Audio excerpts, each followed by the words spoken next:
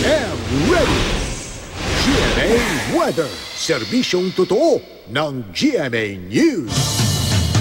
Super typhoon ng Bagyo may international name na Maysak ayon sa US Joint Typhoon Warning Center. Alamin natin ang detalye mula kay GMA resident meteorologist na si Ginoong Nathaniel Cruz. Mang Tani, magandang gabi po.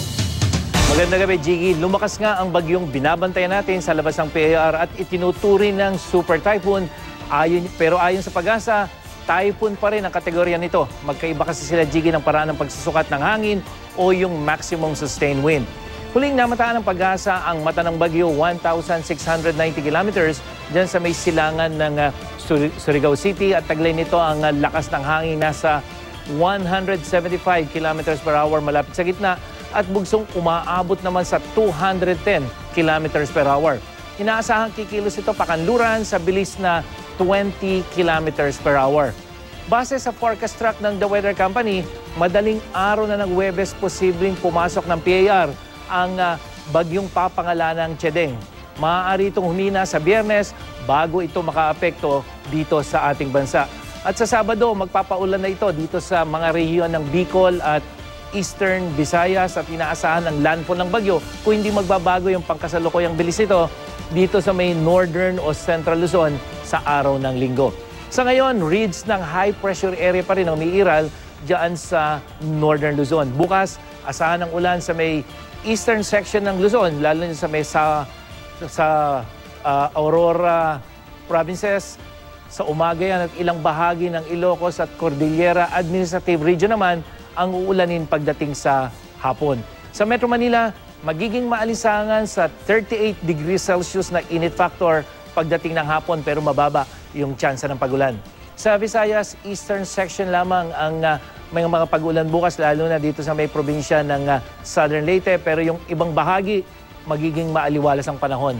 Habang sa Mindanao, may pagulan dyan sa Davao Region bukas ng umaga at Soxargen at ARMM naman ang uulanin pagdating sa hapon, Jiggy.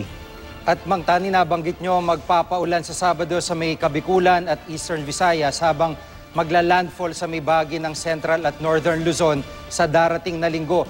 Unahin ko lang po muna dun sa mga halimbawa, yung mga magbi-beach o magbabakasyon sa may tabing dagat na katira. Meron na po bang data o may gale warning na po ba? Ano po ba kaya ang magiging lagay ng karagatan lalo na doon sa mga babiyahe po, tatawid ng dagat o mga isla? Sa ngayon, Jiggy, dahil hindi pa naman ito pumapasok sa Philippine Area of Responsibility, ay wala pang direktang epekto itong binabantayan nating bagyo. Maging sa lahat ng panig ng kapuluan, kung mag-uulan man, hindi yan epekto nitong bagyo.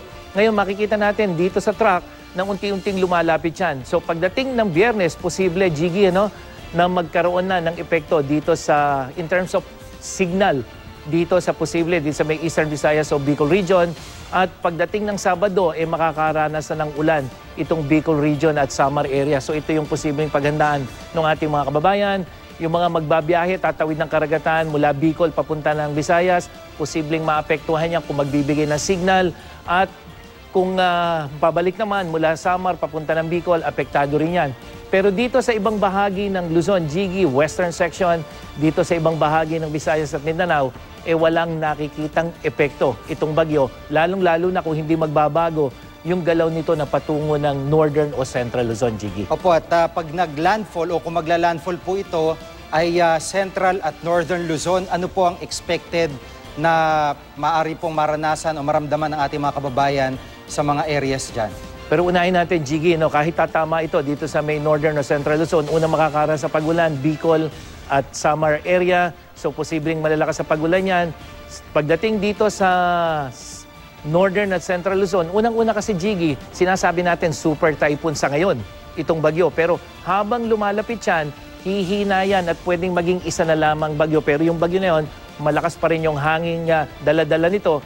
At kung hindi magbabago yung lakas niya, hanggang signal number 3, Jiggy, ang pwedeng itaas dito sa may Cagayan Valley, sa may Quezon, Aurora provinces. Posible nga kung yung Metro Manila, dadaan yan dito sa may Central Luzon, posibleng magtaas din ang signal dito sa Metro Manila. Ito yung mga senaryo binabanggit natin, Jiggy.